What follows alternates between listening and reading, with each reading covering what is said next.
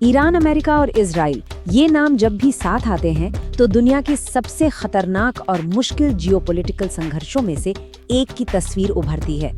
ये कोई आम लड़ाई नहीं है, बल्कि ये एक ऐसा युद्ध है जो कई लेवल पर लड़ा जा रहा है, कभी खुलेआम तो कभी परछाइयों में। तो सवाल ये उठता है कि आखिर ये सब शुरू कैसे हुआ? इस लगातार चलती टेंशन से असल में फायदा किसका हो रहा है? और अगर हालात बिगड़ते हैं तो पूरी दुनिया के लिए इसके क्या मायने होंगे? आइए इसी को समझने की कोशिश करते हैं। तो कहानी शुरू कहाँ से होती है? खैर, इसके लिए हमें टाइम में थोड़ा पीछे जाना होगा। साल 1979 में, एक ऐसा साल जिसने सब कुछ बदल कर रख दिया। साल था 1979। ईरान में क्रांति हुई, और ये सिर्फ किसी सरकार का बदलना नहीं था, ये एक तरह का जियोपॉलिटिकल भूकंप था। एक नई इस्लामिक सरकार सत्ता में आई और आते ही उसने अपने दो सबसे बड़े दुश्मन घोषित कर दिए, अमेरिका और इजराइल। बस उस एक पल के बाद से इस इलाके में कुछ भी पहले जैसा नहीं रहा। और फिर इस कहानी में एंट्री होती है न्यूक्लियर प्रोग्राम की। इस एक मुद्दे ने पहले से ही तनाव भरे रिश्तों में समझिए आग में घी डालने का काम किया है। और यहीं पर आकर ना मामला और भी पेचीदा हो जाता है, क्योंकि यहाँ दो बिल्कुल अलग अलग कहानियां सुनाई देती हैं। एक तरफ ईरान है जो कहता है कि उसका न्यूक्लियर प्रोग्राम पूरी तरह से शांति के लिए है, मतलब बिजली बनाने और साइंटिफिक रिसर्च के लिए।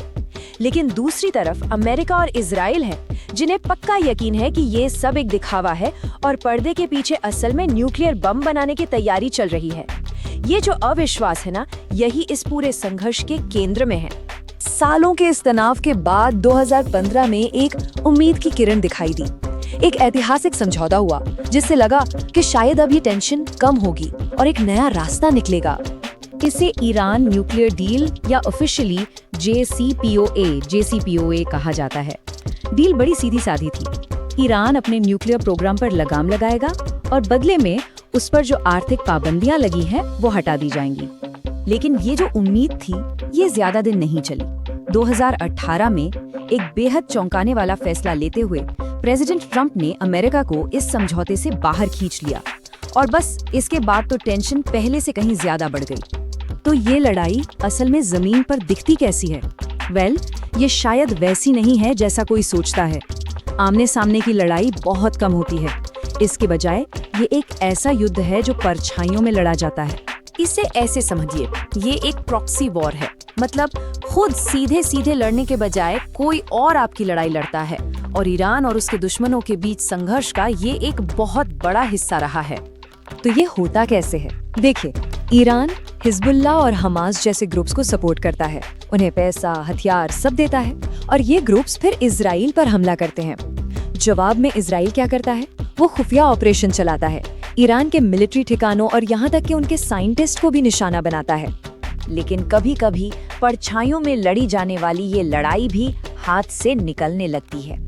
और एक मौका ऐसा आया था जब लगा कि अब तो एक फुल फ्लेज्ड जंग होकर ही रहेगी। साल था 2020, एक ऐसा साल जिसे हम में से शायद ही कोई भूल पाएगा। और मिडिल ईस्ट के लिए ये वो साल था जब पूरी दुनिया ने अपनी सांसें थाम ली थी। एक अमेरिकी ड्रोन हमले में ईरान के सबसे ताकतवर मिलिट्री कमांडर कासिम सुलेमानी मारे गए। ये एक बहुत बड़ी घटना थी जिसने पूरे इलाके में जैसे एक शॉक वेव भेज दी हो। अचानक लगा कि अब युद्ध को कोई नहीं टाल सकता। और ईरान ने पलटवार किया। उन्होंने सीधे अमेरिकी मिलिट्री बेस पर मिसाइलों से हमला कर दिया। ये एक सीधा और खुला जवाब था जिसने दुनिया को बिल्कुल मुहाने पर लाकर खड़ा कर दिया। लेकिन ये कहानी सिर्फ मिडिल ईस्ट तक ही सीमित नहीं है ना? इस संघर्ष की लहरें पूरी दुनिया में महसूस की जाती हैं, और इसका असर हम सब पर पड़ता है। तो सवाल ये है कि इस सबसे फायदा किसका हो रहा है? कौन है जो इससे पैसे बना रहा है? खैर, सबसे पहले तो आती है हथियारों की इंडस्ट्री। लॉकहीड मार्टिन और रेथियॉन जैसी कंपनियां इस संघर्ष से अरबों डॉलर कमाती हैं। और हाँ, जब तेल के दाम बढ़ते हैं तो कुछ तेल बनाने वाले देशों को भी इसका फायदा होता है। लेकिन बाकी दुनिया को इसकी बहुत भारी कीमत चुकानी पड़ती है। तेल के दाम आसमान छूने लगते हैं, पूरी दुनिया की इकोनॉमी पर बुरा असर पड़ता है। और सबसे दुख की बात ये है कि हजारों बेगुनाह लोगों की जानें जाती हैं। तो यहाँ से आगे क्या? अगर ये शैडो वॉर, ये परछाइयों की लड़ाई कभी एक खुली जंग में बदल गई तो क्या होगा? सोचिए, इसका असर सिर्फ मिडिल ईस्ट पर नहीं बल्कि पूरी दुनिया पर कैसा होगा। ये एक ऐसा सवाल है जो हम सबको सोचने पर मजबूर कर देता है।